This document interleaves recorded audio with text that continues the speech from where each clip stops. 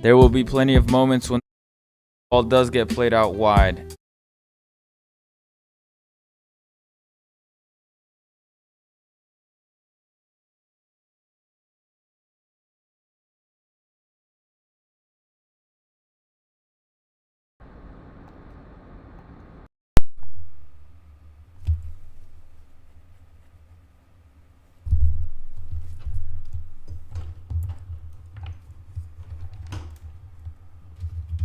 Hold on, guys. We're having some technical difficulties right now. Be with you in a bit. Testing, testing.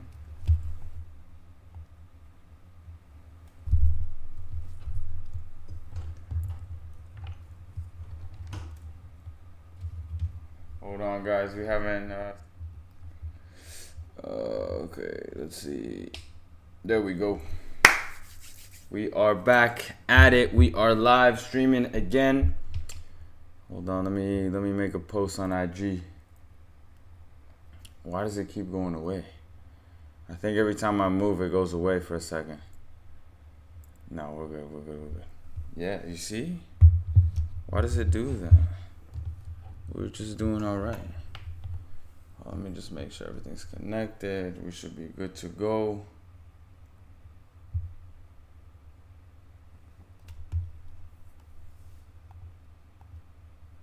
There we go. There we go. We should be all right.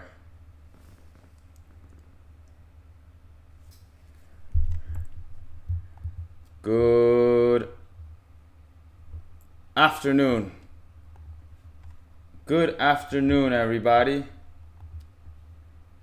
I don't know why my camera keeps going in and out, but we're doing all right. How's everybody doing today? Why is the stream chat not working? Dude, it was literally working like regularly. Let me see.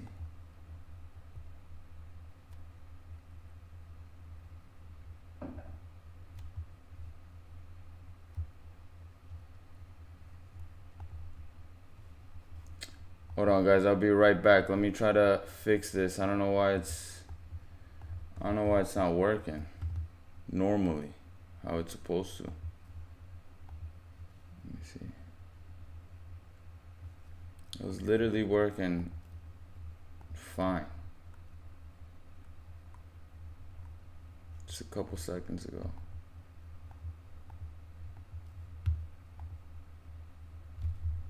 Hold on, let me see if I disconnect this.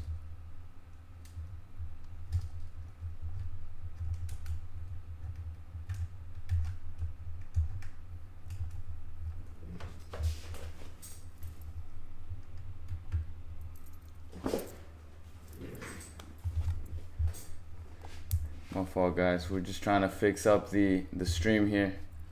There we go. We're good. Testing, testing. 1, 2, 3. There we go. And now we got to see why chat is disabled. Chat disabled in YouTube live stream.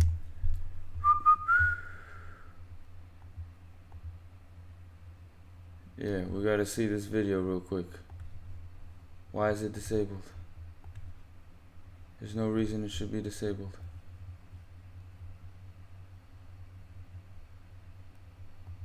But I guess one time's all it takes. I got what I wanted. Yeah, let's watch it together so everybody. Live chat on a YouTube live stream. So you can see on the back end of a YouTube live stream. Now I'm going to show you how you can enable a live chat so that you can engage with your viewers. So this is click on edit over here and you'll then see all of these features, right? Edit. All right, let's go to edit. So we're gonna go to our channel. It was literally just working, everything fine, completely fine. I'm sorry, guys. Sorry for the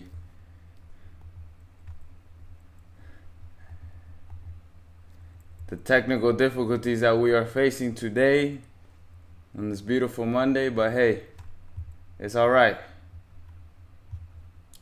Live stream, customization, and no, it's not made for kids.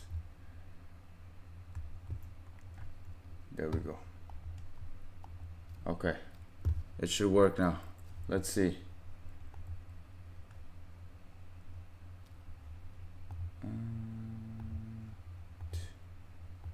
All right, it should work now. Let's see.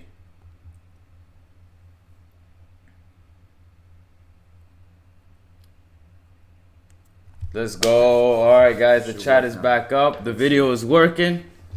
We are back in action. Okay, so today's live stream. All right, it should work now. Today's live stream, I really want to touch base on a couple things, guys. So we're going to cover as many positions as possible in this stream. Okay, so let me go ahead and open my board. Next, apart from that, we are going to go over a few players from previous events where we have, you know, gone to scout different positions. It could have been whatever position, center backs, full backs, center mids, attacking mids, wingers, whatever the case may be. We're going to go over exactly what made them stand out, the decisions they made, the runs they made, and all those good little things. Okay, so today we're going to go over all those stuff. So first of all, I really want to talk about a couple things when it comes to organized football, right? 11 aside. When we are playing in an organized team, okay, majority of the times, and I would say probably 100% of the times, is you as an individual player need to have a role and a responsibility within your team. And now when you have a role and responsibility within your team, you're going to be able to help your team way more if you know exactly what to do. So that only comes from having an organization within the team, which starts from your coach, right? So your coach should be telling you, if you're a winger, I need you here, I need you there. When the ball comes here to the left side, I need you opening up wide, I need you pushing up high, I need you dropping into the half space, all those different types of instructions. What I like to tell my players is, whenever we're playing matches or whatever the case may be, is a lot of times you need to understand that you have your own attributes and qualities that make you you. But my job as a coach is to essentially put those qualities and those attributes from like level 1 to level 10, and you're going to stand out here. You naturally have this to bring to the table, so I need you to go from here to here. And how do I do that? Is by putting you in the best positions possible as a player when you are playing. So for example, we're going to go straight to the board now. If you guys have any questions, for sure, you already know what to do. Just put a chat in there. Ask a question. Anything that you want to learn about, any particular position, any situations that has happened in your games, in your training sessions, in past games, anything you want to learn about for the future games, okay? I'm just making sure everything is running smoothly. Yes, we're looking good. All right, perfect. So, for example, I'm going to give you a whole bunch of examples. We talk a lot about in possession, okay? And majority of the times, the ball always starts with a center back. Always starts with a center back, right? Goalkeeper to center back. Goalkeeper to center back. And the simplest way to kind of explain it, guys, in this particular situation, this is a 4-3-3, right? In this particular situation is we always want to create as much angles, passing angles, triangles, squares, diamonds, as much as possible so that we can be an available option for our teammates. So in this particular situation, if we are playing in a 4-3-3, that is usually the universal formation that everybody always plays. A lot of times, what I always look for is, number one, if my center back has the ball, does the fullback have the proper angle.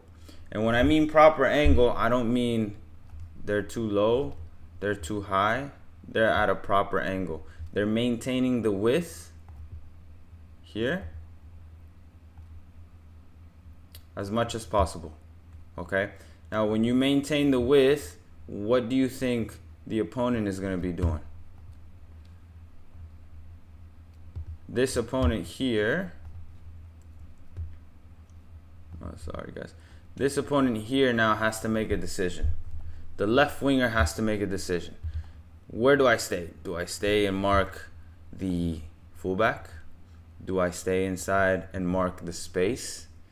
Do I cut off the passing lane to the fullback? Does this player cut off the passing lane to the midfield and help the striker press that center back?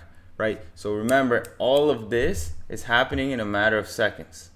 Now, when this happens in a matter of seconds, if you as a fullback, in this particular scenario, are not at the best angle to be an option or to at least provide width for your center back, it's going to be super easy for this player right here, this winger. This winger, essentially, what you're trying to force this winger to do is cause an indecision. You're forcing that player to make a decision. Do I pick you up? Do I cover the pass lane? Do I cover the lane inside? Boom, boom, boom.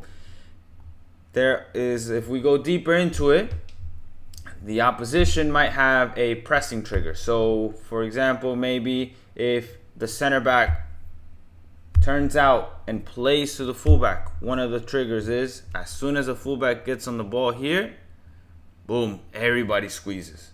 Everybody squeezes. Everybody squeezes. That might be an option. So they might let you have it and then just close down all the options that you may have, right? So, for example, the reason why I want my fullbacks to provide this width and be at an angle is because, one, you're opening up space either for a winger to potentially get in that pocket of space. It could be potentially for the 6 to move in that space, or it could be for the 8 to move in that space and drag this midfielder out, and then maybe we find the center back. So there's plenty of possibilities that might happen.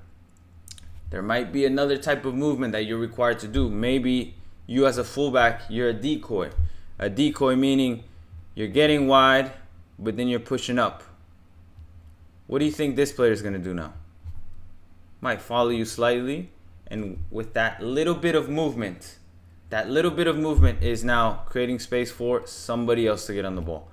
So that's why I always tell you guys, it's important for you to understand your role and responsibilities as a player. So whenever you guys are training, whenever you're with your coach, ask them exactly, what do you need me to do in this situation, coach? How do I move? How do I position my body? What is the move? Like all these little things. You should be training this essentially, because that's what you see every day on TV. When you guys are watching the Premier League from this past weekend, right? You see clean, nice, beautiful football. But it's because everybody knows what they're doing. And of course, Premier League is like different level. That's like the top 1% of the 1%. But if we even look at like 3rd division, 4th division from different countries, you can see that the level is still very high and players are still like moving, touching, right? So that's just one thing. Now, if we talk about center backs now, majority of the times on goal kicks or when the ball resets and you win the ball here, majority of times you are going to be found in these half spaces, yeah?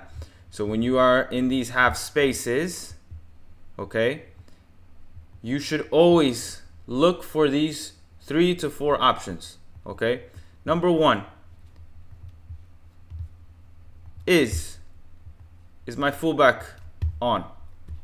If my fullback is on, it's because this player, the opposite winger, the opposition winger, is not covering this pass lane, is not close to this fullback, is slightly in front of the fullback. So you see how this player is here, not here. If this player is in this space, your fullback is most likely that best option, because now this fullback can take a positive touch forward and look to play forward. If this fullback is covered because this opposition winger, number 7, is covering the passing lane, then we should look for another option. We have the 8, we have the 6. Couple things might happen if they're playing, let's say, with a 4-4-2. Okay? This 9 is most likely going to press you like that. And remember, guys, I always need to emphasize, this is happening in a matter of 1 second, 2 seconds. So you have to be quick. This is why I show you here, so you guys can kind of have a visual and understand what it kind of looks like. And then when you're going on the field, now you're just like, oh yeah, I saw that. That was the pass. You might make mistakes, of course. Everybody's going to make mistakes because it's different seeing it here and be like, yeah, that I should have done this, I should have done that. But once you feel the pressure and maybe the field's bouncy and you took a bad touch and your pass was bad, right? So all those little things, that's why it's so tough to just be consistent in your passes and your touches. That's why I always preach consistency, consistency, consistency. Being able to do the basic things right. So for center backs, being able to open up their body on their back foot, boom, and find the pass. So fullback, if that pass is occupied or blocked off, then we are going to look for that next pass. Is this short pass on? Is this other pass to my midfielder on? Okay? Typically, let me erase this bad boy. Yeah, West Ham got spanked yesterday, huh? 6-0.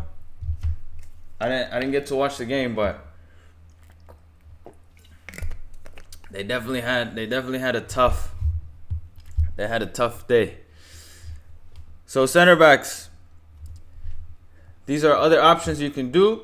If nothing is on, let's say these guys are getting pressed, this guy's getting pressed, nothing is on, you feel like you have no options, then it's okay. It's completely okay to find this pass over the top and find your striker's feet, chest, head, whatever it is. Get the ball out of danger. Okay? Don't just kick it just to kick it. But if we can try at least to attempt to find the striker, or maybe even this space in behind, right? In these spaces, those are probably the best options if you feel that you have nothing. No options. Okay?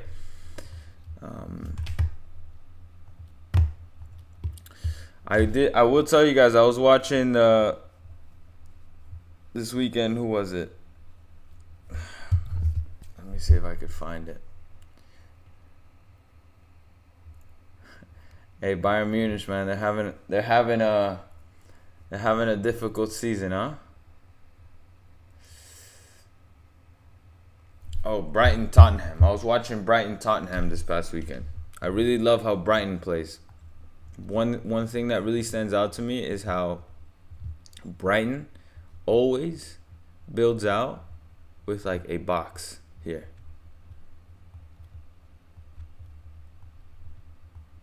You know what I noticed? That when they're building out like a box here, right? What does this look like, everybody? What does this look like? What do you always do at the beginning of every training session?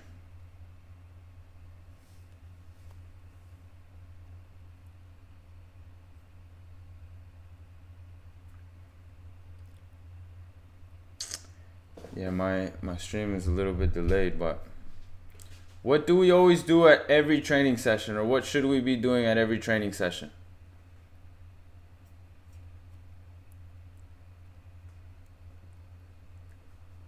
Let's see if somebody can answer that question for me.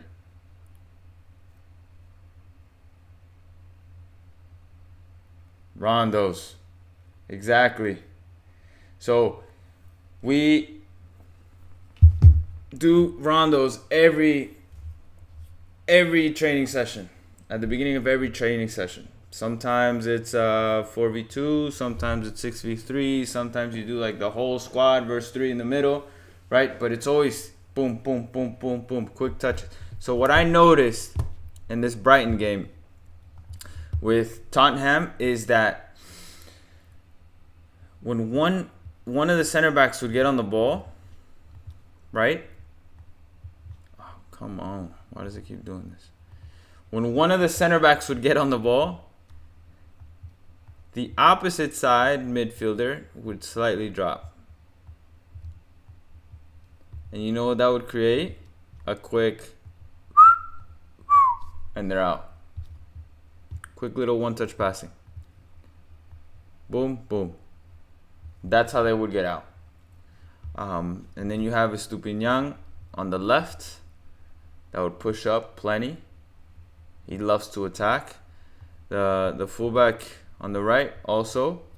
But it's just how they would attract Tottenham in that middle space, and it's just quick combination. Boom, boom, quick out. Boom, boom, quick out. So I thought that was really interesting. But now I want to go into actual game footage so I can show you guys some real game examples, real game situations. Okay. Let's go this one. Okay.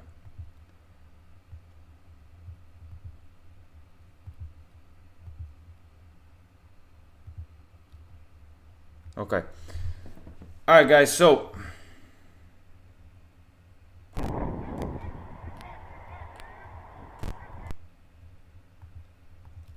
we're going to go over this particular left back. Okay. This left back was playing at an event here in Miami at the beginning of January. And I thought that he was one of the players that stood out the most in this event. Okay. Now, here's the thing. You're going to ask me, as a left back, and this goes for right back too, right? There's different types of profiles. There might be a more defensive-minded fullback. There might be a more offensive-minded fullback. But the case varies by situation, by the playing style of the club. Just keep into consideration that this particular event was just a lot of players coming to a combine to play in front of scouts, coaches, assistant coaches, and everything. So there was no real playing style, right? It was more so I had to kind of structure it as best as possible, but you can't really teach a team to play your style in one day, right? So first clip. No, let's not play this clip. Let's play the second clip. What did I just go over, right? The proper angle. So we're looking at number 19. Number 19 right now is at the same height as that winger. Okay? Center back has the ball deep. If this left back would drop off a little bit more, the chances of them getting on the ball, turning, and being able to play forward goes down slightly. And I'll tell you why. Because now this winger is facing that fullback head on. And that now, if I go back to my board, let me just erase this. And now that, right, let's say the fullback was a little bit lower and that winger's here, okay? If I'm not at the same height as that winger and this fullback gets on the ball, what do you think is going to happen? Winger's going to close down that space. Now it's going to be a little more difficult to make a decision. Can you still make a good decision? Of course. But it's just the positioning isn't ideal yet, unless you're instructed to do otherwise, to leave that space for some other player. But majority of the times, I would like to see that fullback high. You don't necessarily always need to be on the play. You don't need to be an option every single time. Because again, what you're doing is causing indecision in this player. Book, it's the Onset Illustrator. Yes, it is. Yes, it is. It's a fantastic program, fantastic software. But for some reason, when I'm streaming, it's very slow motion. And I can't really show much. But, you know, here we are. We're trying our best.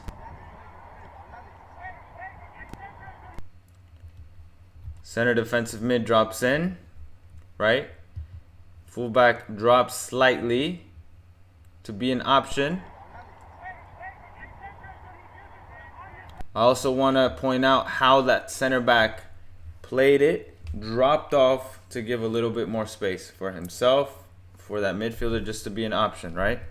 It's little details, guys. Now this center back has space to dribble.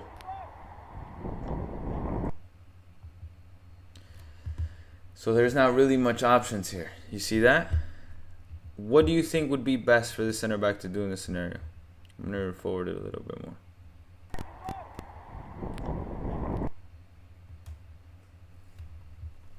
Well, you guys already see what he's going to do, but what do you think would be the best option in this scenario?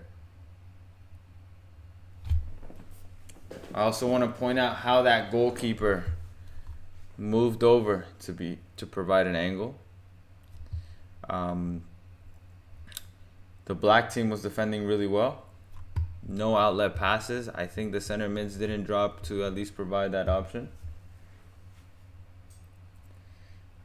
So I don't think this decision of playing across was bad at all. I think it was actually a great decision here.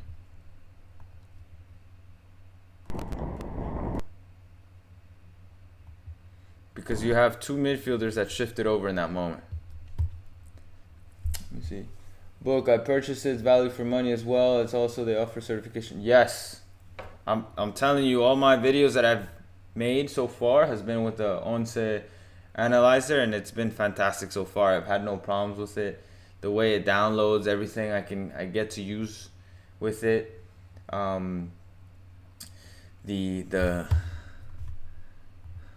simplicity of just being able to draw an arrow, being able to put tags, highlight a player. It's so easy to use, and it's not like choppy, you know. I feel like other programs that I've been able to use just feel like too complicated, but this one is so simple. I could literally do this, guys, right?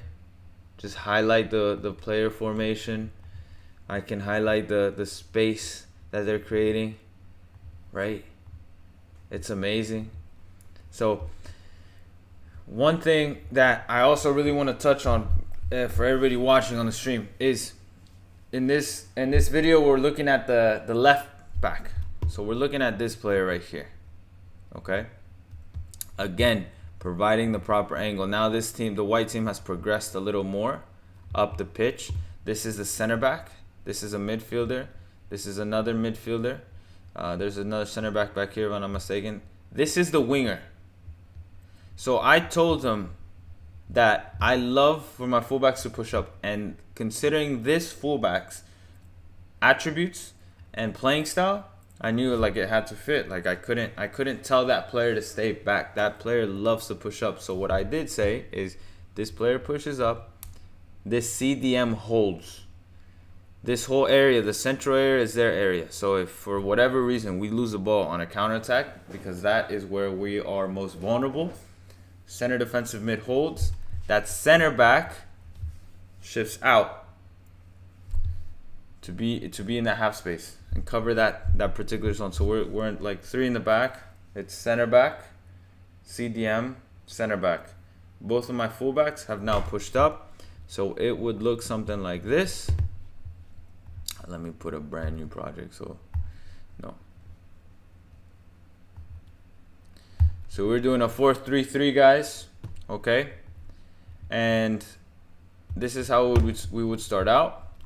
When we would build out, what I would ask my players to do in this particular event was fullback push up, fullback push up, center back wide, CDM drops in, winger in the half space, striker as high as possible with the center back. The 10 and 8 would be roaming. They could interchange at any moment just to get on the ball. Okay. The 9 at any moment could drop in if they had to, in this space, in this pocket of space. The wingers could drop into that space if they needed to. If that would happen, like let's say the center back had the ball and the winger dropped into here, one of the midfielders would need to get close to look to combine here. Short, quick passes, okay? If the ball were to go out wide here, the winger would make that run into the wide area, opening up space for the 10 or 8 or whoever was there. And now we would try to create this triangle, okay? And just like in this clip right here, slightly, we have the 10 getting a little closer. The winger hasn't made that movement yet, but look what happens.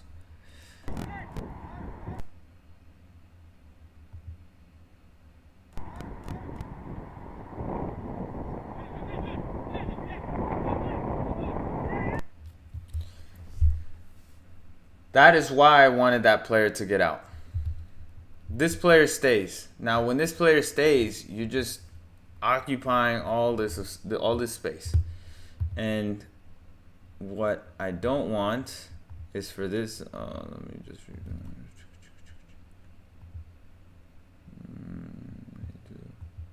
Is this? No space. Okay. See, what I don't want is for this whole space to be a 3v3. I wanted to create an area to where we can go down and attack. So what I wanted in this particular scenario, I'll show you right now, it's one of two things.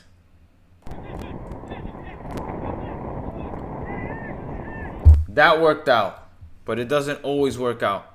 So what I would have preferred, let me see if I can rewind it a little bit. And these are little cues that I want you guys to like see when you guys are playing. Like these little cues is what makes the difference, okay? So watch what happens. As soon as that ball was getting played out to that fullback, that was the moment for this player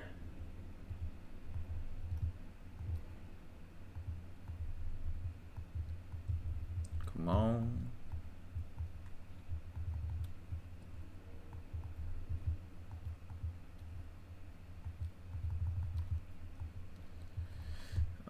Sorry guys, let me see what's going on with this.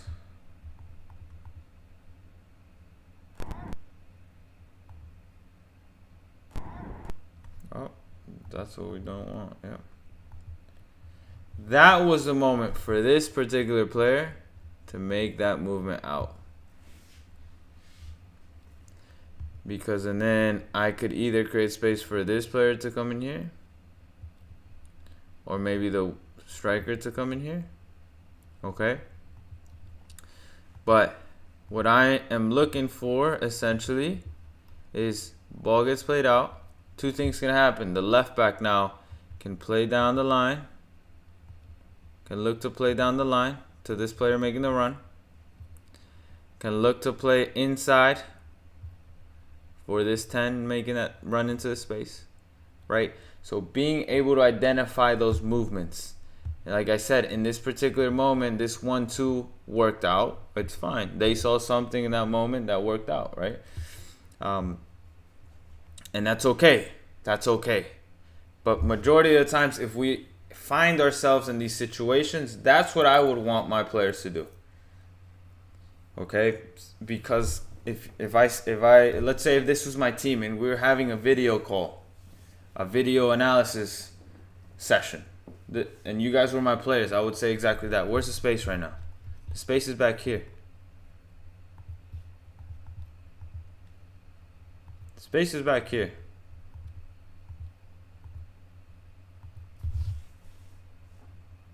So that's where I want to attack first. You know, if we can identify that and just boom, go after it, then that's what we're looking for.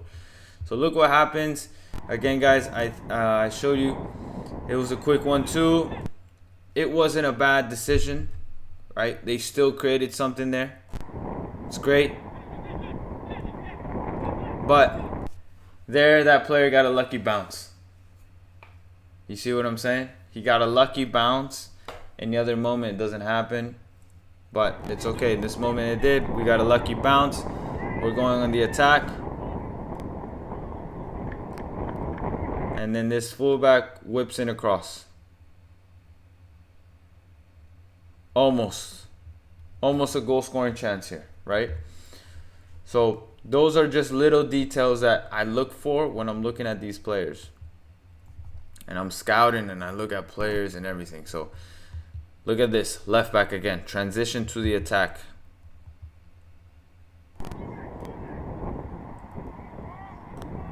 Ball got played to the midfielder. And now that left back is pushing up to be an option. Why do I want that left back to push up and be that option?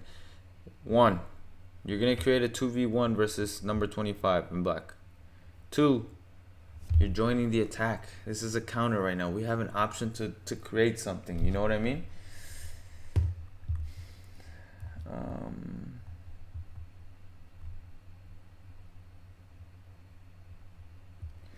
Beto, I will get to that question in a second. Let me finish this one clip and I'll get to that question in a second. Best way to get exposure if you're not a pro yet. I will give you the exact layout that you need to do that.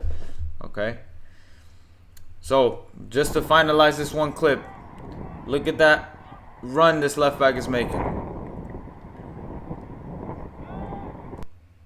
Finds that pass forward to the other winger.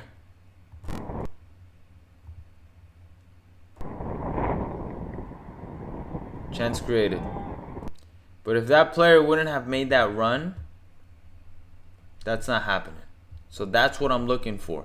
That's what I'm looking for. If you're a left back and we have an opportunity to join the attack, to go and push forward and essentially create this formation like I just showed you guys. Okay?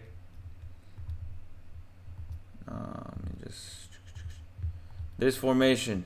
Push up into these zones. If you're a fullback, push up in these zones. Okay? If you're a 10 and 8, a winger, whatever the case is, you're in the half space, central space, half space. My 6 here.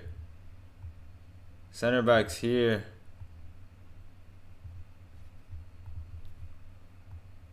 Right here, 6 is a little higher. Boom, boom. The 9, the striker, we're in these zones, just running across the back line, being able to, if we can combine, okay? If not, can we get in the box ready to get on the end of it, right? So that's what I'm looking for, essentially, guys. Let me show you.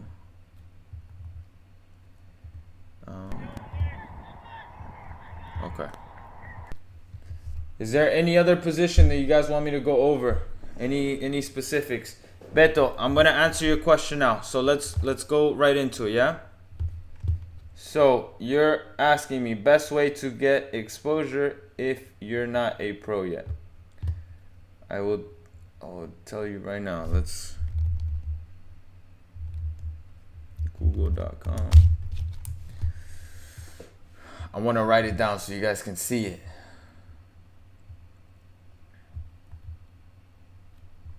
Let me pull out this document.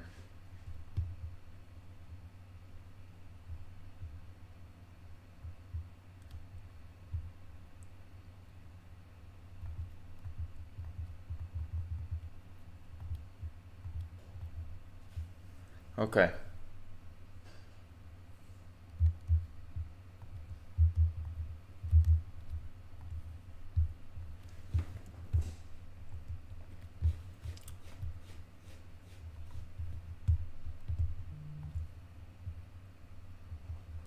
All right, Beto.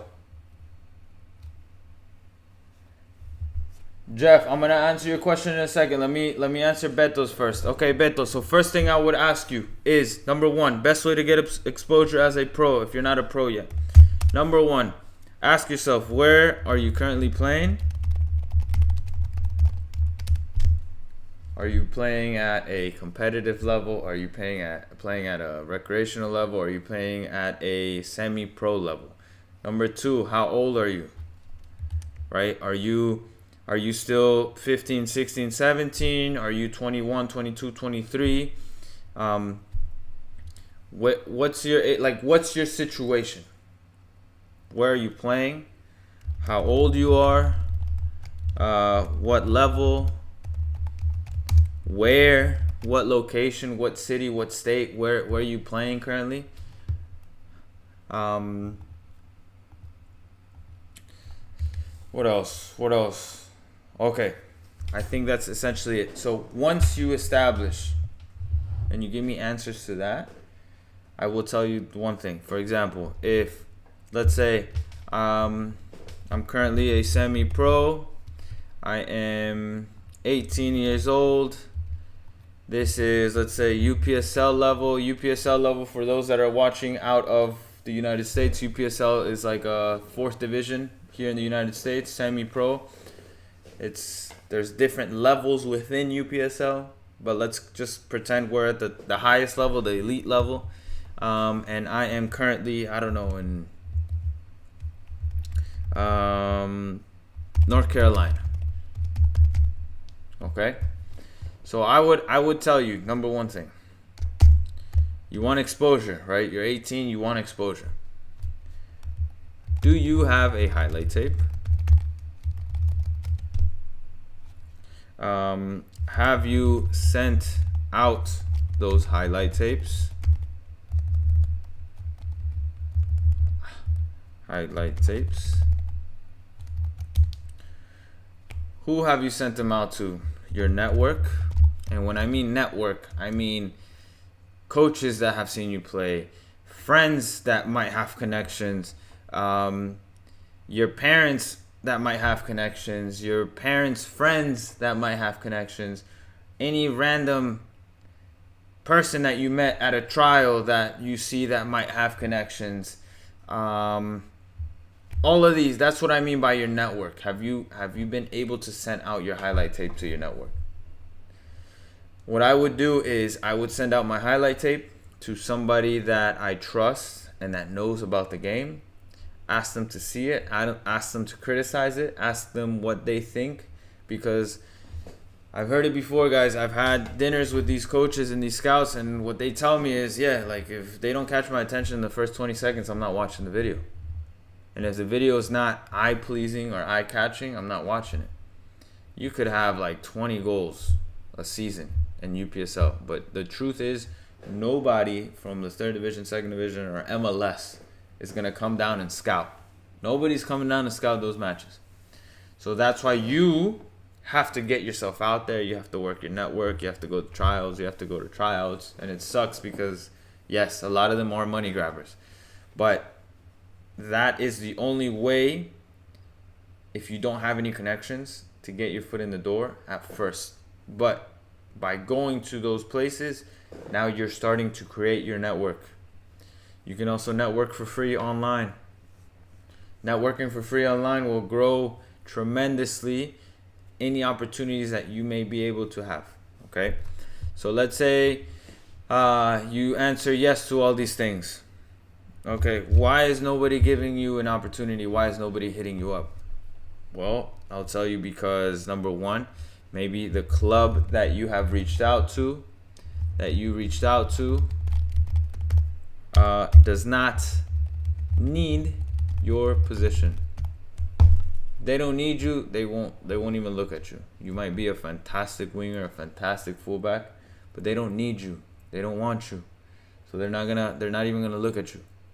Okay. Number two, you might be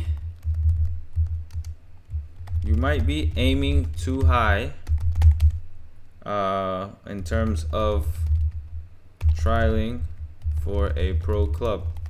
Meaning, if I am currently playing at the 4th division and all of a sudden I'm emailing Inter Miami, New York Red Bulls, LA Galaxy, of course they're not gonna look at you. They don't know who you are. You haven't made your stamp in the game for you to even have some sort of interest. So it's important for you guys to have patience and work your way up the ladder. Yes, it sucks. Everybody wants to be playing first division. But just like you, there's players that are in the third, second, that are really good competitive players that have not had enough minutes, and they're still competing at that level to go up, to go up, to go up. And not only that, you have to be able to perform at that level to even get looked at to move up. And that's where it gets difficult. So if you're like a first year professional and you have a solid season, great. Doesn't mean you're gonna move up divisions. It means you're gonna stay there and keep working. You might have to stay there for 2-3 years. Same thing if you're a USL2 or you're a UPSL or MPSL level, which is, for those watching out of the United States, that's considered 4th division here in the United States. If you are at that level, you might have to go for a year, 2 years, 3 years. And I know those leagues are only in the summer. So what are you doing the rest of the year? Are you training every single day? Are you moving and carrying yourself as a professional? Because trust me, a professional has a crazy schedule. You're training in the mornings every day. Sometimes you have 2 days in preseason. Morning, gym session, video session. So it's essentially like a 9 to 5, but you're on the field. And I had one friend currently playing first division telling me about his experiences training. He's like, bro, we haven't had a day off in like 12 days. I'm like, geez, that was preseason. But then he would tell me that, you know, in other moments, he's like, yeah, we get to the facility at 7:30, 7 a.m. We have training at 8, 8 to 10. Then after that, we have lunch as a team. We have rehab. Some players go to gym. Some players do, you know, other work. But your day's not done till like 3, 4 p.m. And then after that, majority of the time, players just go home and chill.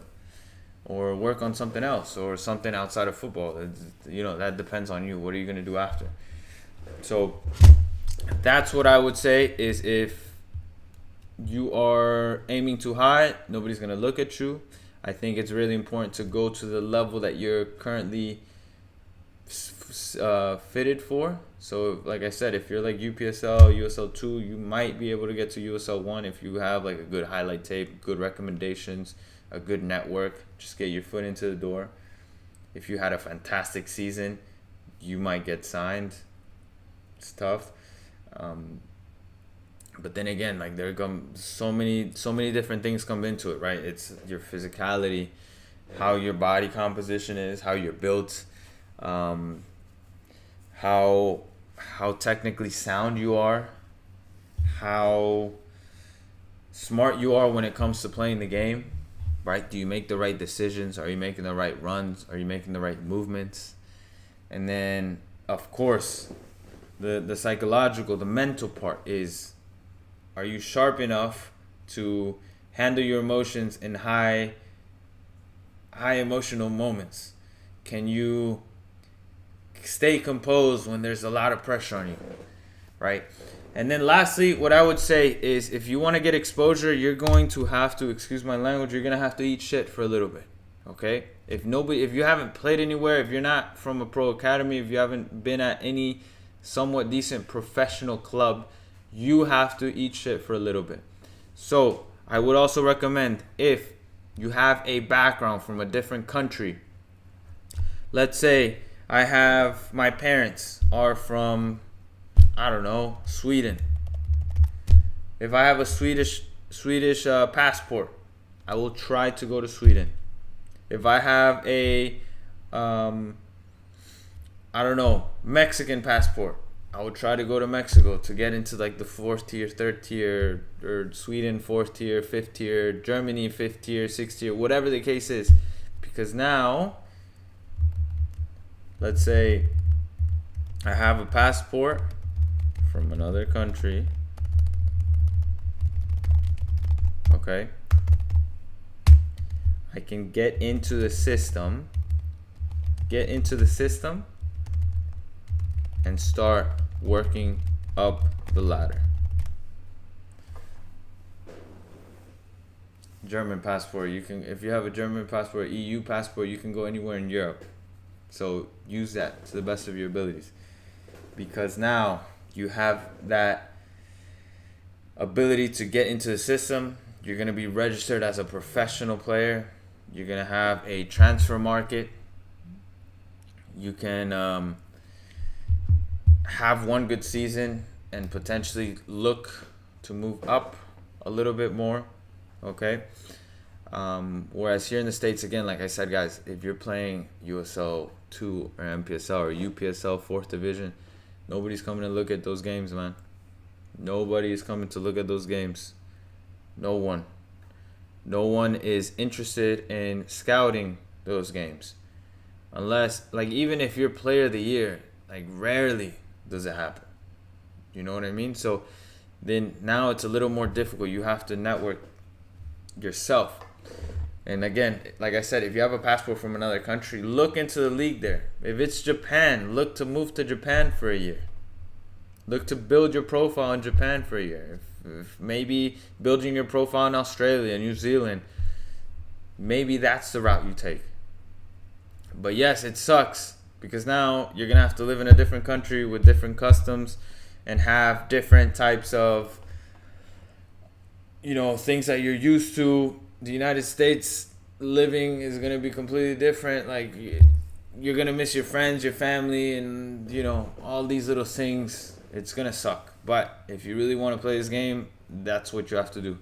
Majority of the players do not make as much money as you think. Majority of the players have gone through these building moments.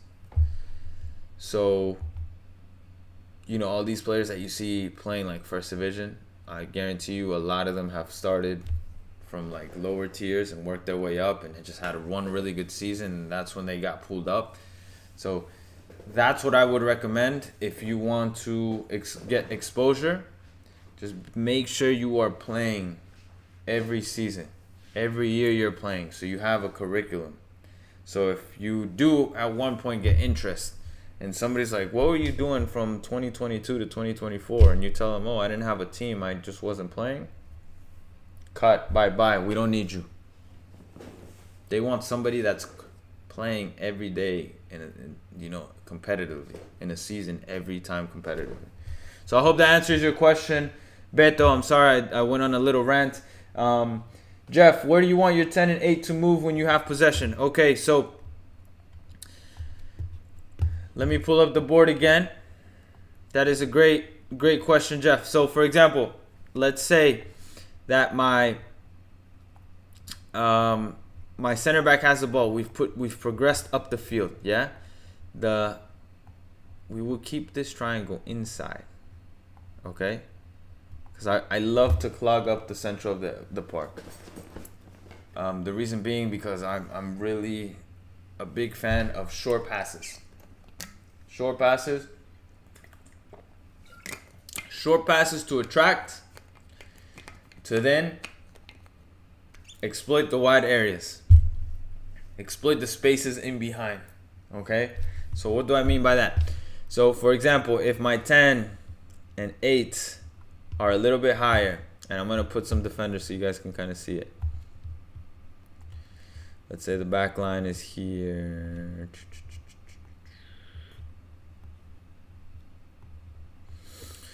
Let's move. Let's say they're playing. The 9 is here.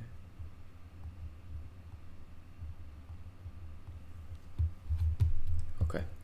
So, or this winger might be here. Yeah. This winger might be here. This midfielder. Okay. So, what I would want my 10 and 8 to be doing is essentially they have like a free roaming role in this particular formation that I like. But like I showed in the clip previously, is I would want my winger here in the half space and my 10 close. So we're essentially like this, okay? If that ball were to get played out wide, then drag out, 10 comes in. Okay, this 9 would shift over. Now we have this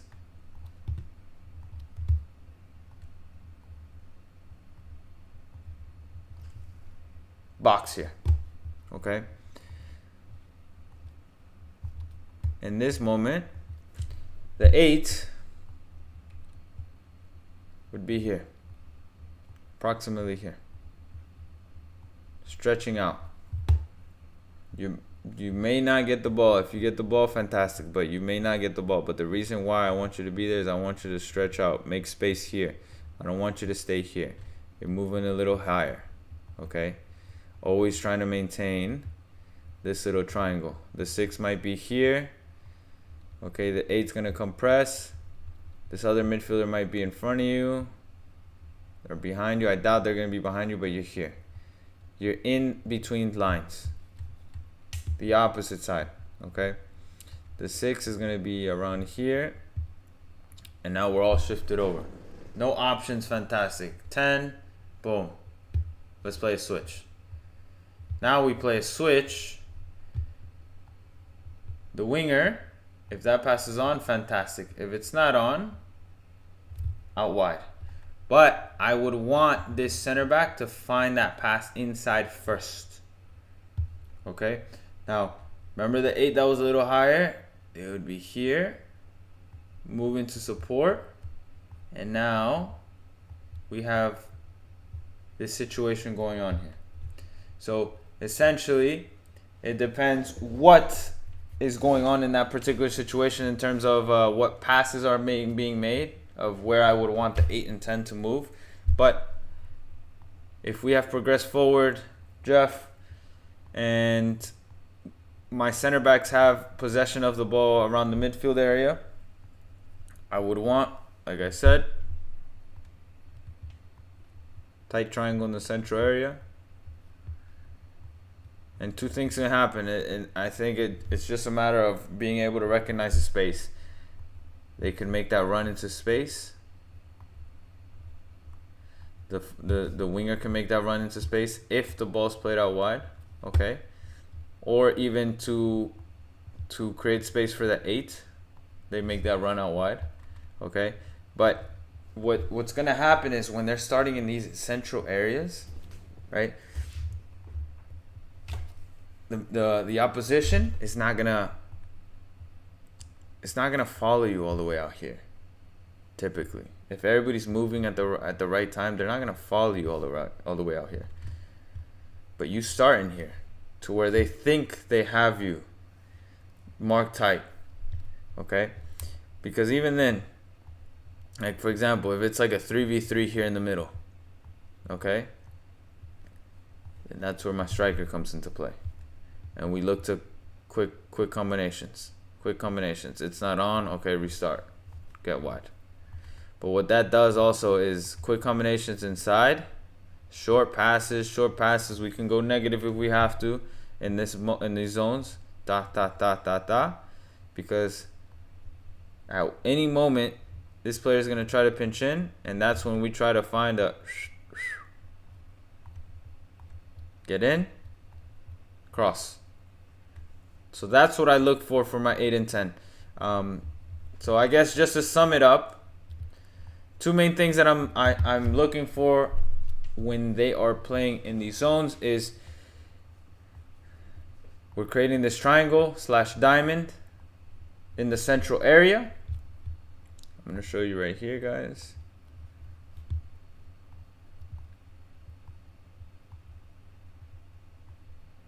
Okay.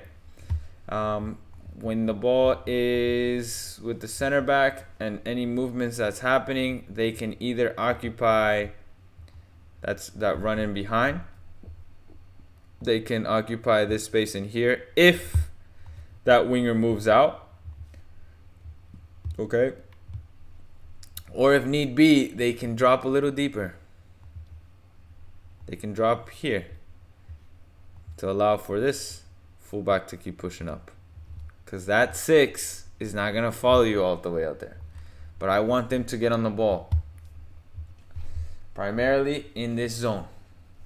Okay, but they start in these central areas, just like this. Nice little triangle. They start here, and then they move. Because look, if there is space inside, let's say the opposition's over here just trying to pressure and scramble like crazy. Oh, thank you very much. I'll just receive inside first and turn. But your starting position is central, and then you can find areas in the half space, areas in the wide areas, space in the wide areas by making that movement diagonal,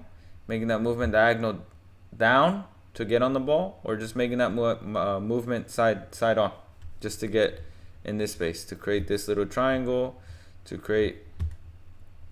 connect maybe this, boom, boom, right?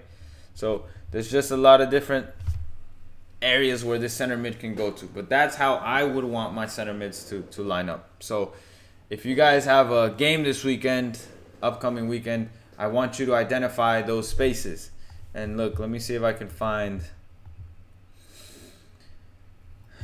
some clips.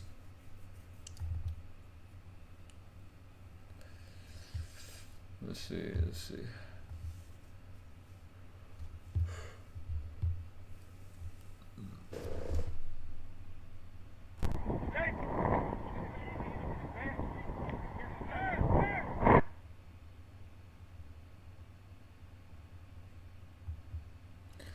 So here, the center defensive mid. Notice how they get on the ball and they have space to turn. Okay? And I want you to see how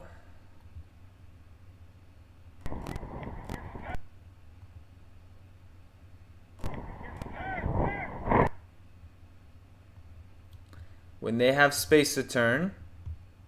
Oh, why is it so slow?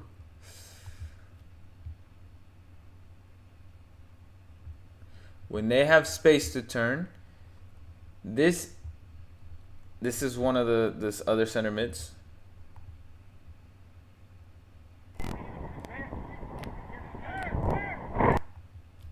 This is another one of the other center mids.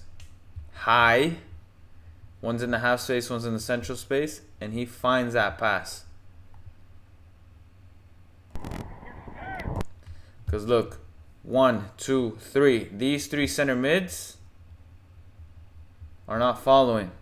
He's not following him all the way out here. Because if this 6 follows the 10 out wide, then maybe this split pass inside happens. And if this split pass inside happens, this player has all the space in the world to just drive down through the middle. Great decision here. Gets that ball played to the 10 in the half space. Good turn, and now we can progress here. Okay? So let me show you another example. Let's see.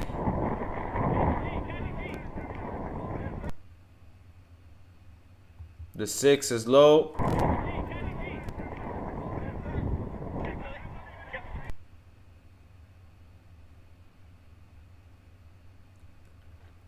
That's not a good clip. I can't find. Let's go to the next one.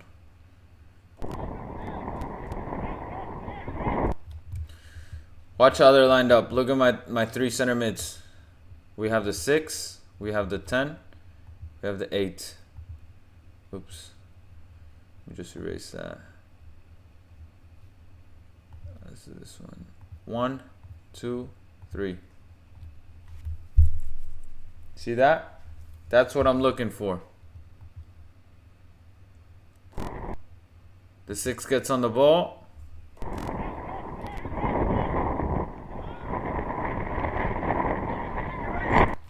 And then we also had the 9 drop in. You see that? The striker in here would drop in.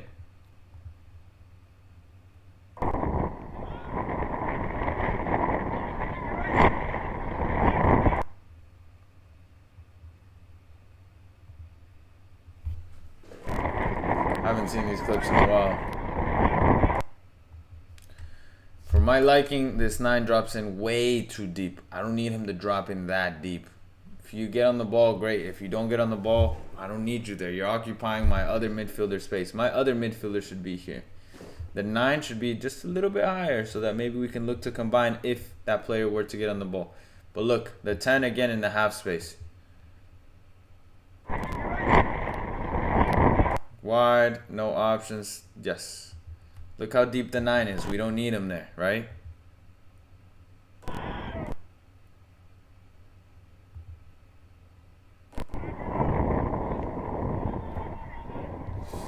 Let's see another clip. One more clip.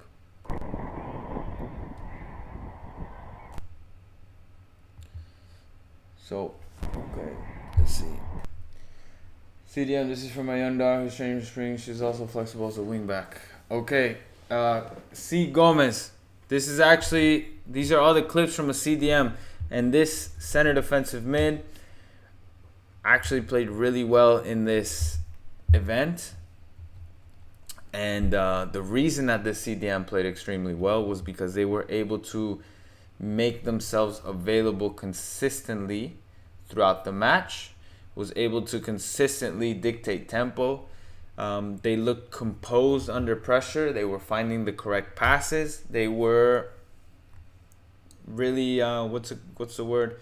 Confident in their decision making. So let's look at this clip, for example. I'll break it down exactly what I mean. So CDM got a pass there. Watch what happens. Confident to take that dribble and progress forward with that touch. Okay? That winger closes down that passing angle to this player that was here. I know there was a winger here.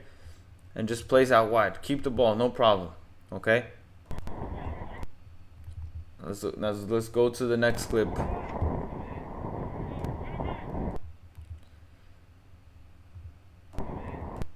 So there's going to be moments as a CDM that you will have space to drive forward. And just having the confidence to drive, like go from this area, central area, and drive a little bit forward and then look to combine, that also stands out plenty of times. Let's see something else. And then I will show you with the board so you guys can see exactly.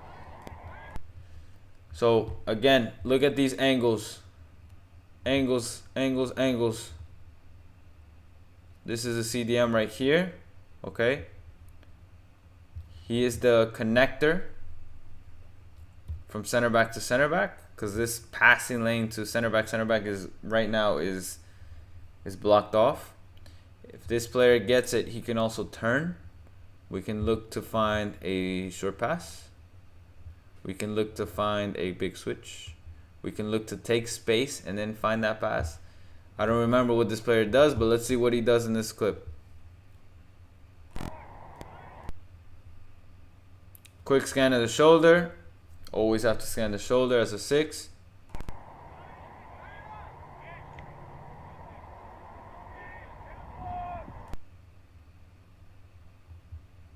Fantastic ball over the top. If you guys were here for the whole stream, do you remember earlier I said how I want my fullbacks to be wide? Because it's moments like this that we can exploit that wide areas. This winger is in the half space, leaving that space for the winger, for the fullback. And then now this 6 is able to find that pass over the top, and now we can exploit that wide area. That's what I'm consistently looking for, because it's always on every time, guys. And by the time the ball gets there and everybody has shifted over, we might already have that opportunity to get a cross off. I think he whips in the cross there. Let's look at another clip. Defensive tackle. This was great.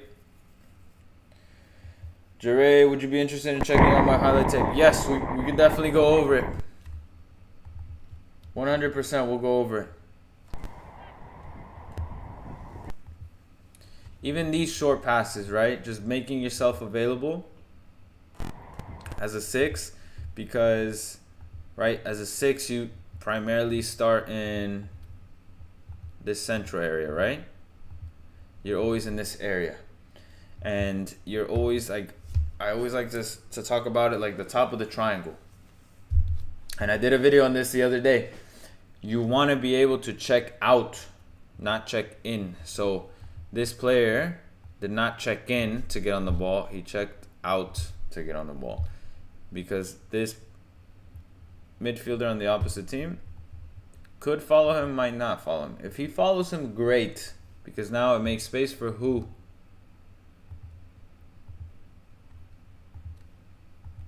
This other midfielder to potentially get on the ball. Okay? If he doesn't get followed, then that's fine. I get on the ball and I can turn. Okay?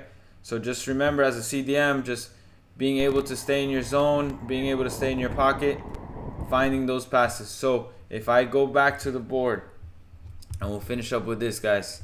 I don't want to take too much of your time. If you guys want to rewatch the stream, it will be there available for you. Okay? Let's reset this.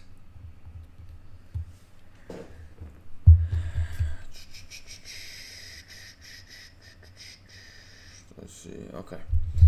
So if we are the 6, majority of the times we will be in the pocket, central pocket. So this is our zone, right? Essentially, if the ball is with our center back, we want to be able to stay at the top of this triangle. So this triangle is going to be center back, you, center back. This is the triangle that we're looking for. You always want to stay at the top of the triangle to start. There's no need for a 6 to always check in to get on the ball. You stay.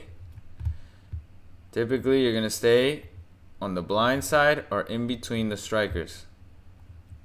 So if I put a striker in, oops.